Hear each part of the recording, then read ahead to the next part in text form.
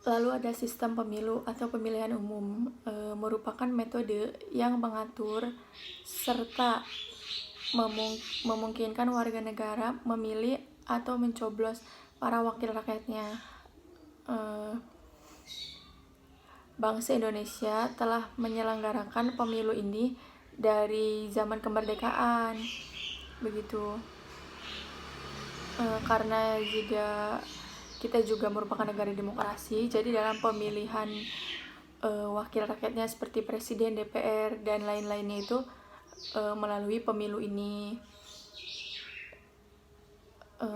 Pemilu ini hanya boleh diikuti oleh masyarakat yang sudah berusia 17 tahun ke atas gitu.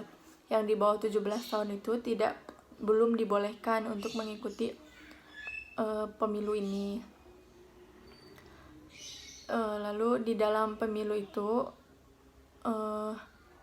setidak-tidaknya itu terdapat 2 fungsi. Yang pertama yaitu sebagai prosedur dan mekanisme konversi suara pemilih atau vote yang menjadi kursi penyelenggara negara dan lembaga legislatif atau lembaga eksekutif dalam tingkat nasional maupun lokal.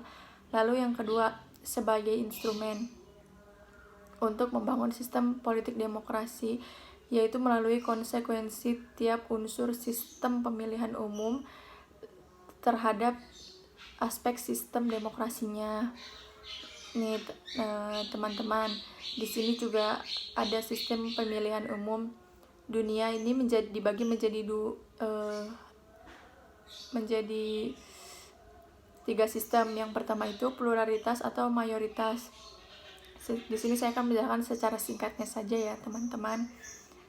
Yang saya ambil intinya saja dan menggunakan bahasa saya jelaskannya. Di sistem ini, wilayah negara itu dibagi ke dalam distrik pemilihan yang berdasarkan jumlah penduduk. Setiap distrik diwakili oleh 1 orang wakil. Jadi suara terbanyak ini akan memperoleh kemenangan ini. Lalu yang kedua, sistem proporsional. Dalam sistem ini porsi kursi yang dimenangkan oleh partai politik dalam sebuah daerah pemilihan ini seimbang dengan porsi suara yang diperoleh partai tersebut gitu. Lalu yang ketiga yaitu sistem campuran, yaitu sistem ini perpaduan antara sistem proporsional, pluralitas atau mayoritas.